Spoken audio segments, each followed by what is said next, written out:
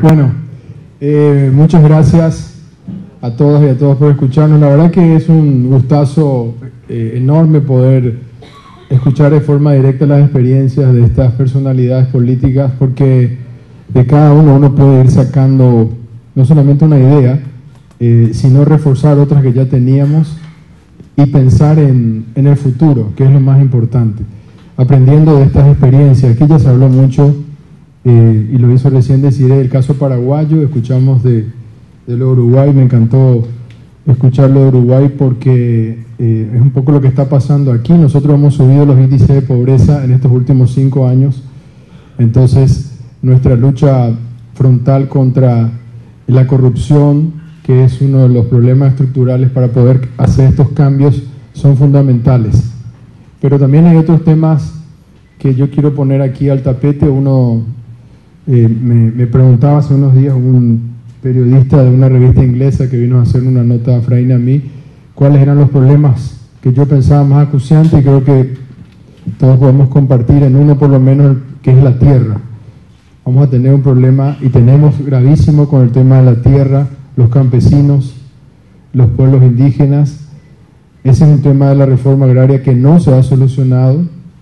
Hay 8 millones de hectáreas malavidas de la época de Stroessner que se repartían en función a supuestamente la reforma agraria, se repartían entre los militares, los generales, los empresarios, los amigos, los políticos, un montón, millones. Estamos hablando de 8 millones de hectáreas.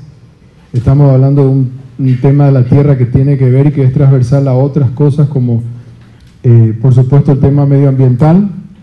También me preguntaba este periodista, ¿le importa a los paraguayos? A lo mejor no le importa demasiado como un tema principal en este momento, pero que nos afecta a todos, nos afecta. Paraguay tiene el mayor índice de deforestación en América Latina, inclusive más que en la zona del Amazonas, por una cuestión de comparativamente entre Brasil y Paraguay de superficie, digamos, pero en noviembre se deforestaron 40.000 hectáreas en el Chaco paraguayo. 40.000 hectáreas significan 3,5 veces el tamaño de Asunción, 4 veces el tamaño de Manhattan, para los que les gusta esta hermosa ciudad y esta hermosa isla en Estados Unidos. Estamos hablando de una superficie inmensa. Eso fue solamente en un mes. En el año, entre 250 a 300.000 hectáreas por año. Entonces, cuando hablamos del problema de la tierra, estamos hablando de muchas cosas, porque tiene que ver con el modelo agroexportador ganadero que tenemos ahora, que es un modelo que ha sido exitoso por muchos años, pero que no hizo cambios en la sociedad, en la parte más débil, que es la parte más pobre. De nuevo, estamos hablando de campesinos e indígenas.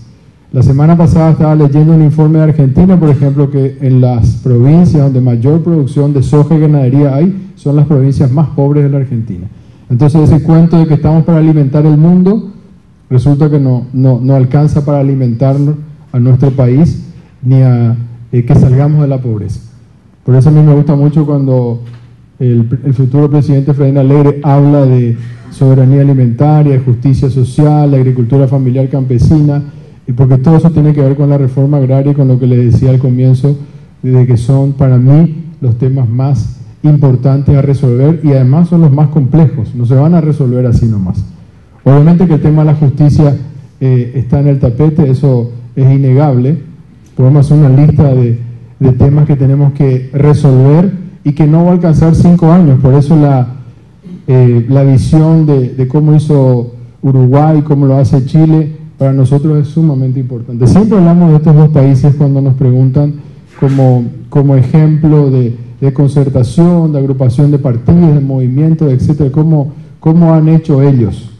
Y como decía también Desiree, ojalá que podamos hacer eso de encerrarnos nosotros entre 4 paredes y tener varias reuniones hasta salir con una idea definitiva, o por lo menos una idea más consensuada, y me parece que esa es la mejor manera de hacer política.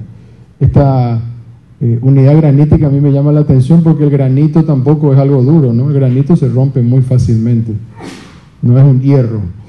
Así que yo quería agradecerles a Rafael por la invitación, a Desiree, a escucharles a estas figuras. Realmente es muy enriquecedor, repito. Lamento que me tengo que retirar antes porque tenemos un encuentro con Amnistía Internacional ahora, A diferencia del Partido Colorado, que dijo que va a recibir el informe de Amnistía Internacional en mesa de entrada, es decir, va a haber un sello y no sé quién le va a recibir. Nosotros con Efraín vamos a recibirlo y vamos a escucharlo en forma directa, como estamos haciendo ahora, que estamos escuchando a todos y a todas. En el informe de Amnistía Internacional se habla del caso de Rodrigo, que mencionó también Desiree, se habla del caso de lo que yo le estaba hablando, de los temas campesinos. Hay un caso, el de Guajorú, que fue tremendo, ustedes saben. Estamos hablando del caso Sausa, una comunidad también indígena en la zona de Itaipú, otro resarcimiento que le debemos a los campesinos y a los indígenas, porque tenemos dos represas grandes que no usamos la energía, pero tampoco ha hecho su tarea y ha desplazado a comunidades indígenas y campesinas y siguen en su lugar. Hace poco a la comunidad de Sausa la han vuelto a mover del lugar, le quemaron su iglesia, le quemaron su escuela, etcétera. También hay un caso relacionado con la libertad de prensa, cuando fue toda esta cuestión relacionada al caso de Rodrigo y tal, hubo una presión muy grande sobre periodistas, el caso de Óscar Acosta y Menchi, inclusive el presidente de Cartes decía que tenían que irse presos. Así que este informe de amnistía es muy importante para nosotros como institución, que no tenemos, un poco al revés de lo que decía nuestro querido amigo de Chile y candidatos a presidente. El tema, las instituciones en Chile son fuertes, ¿no?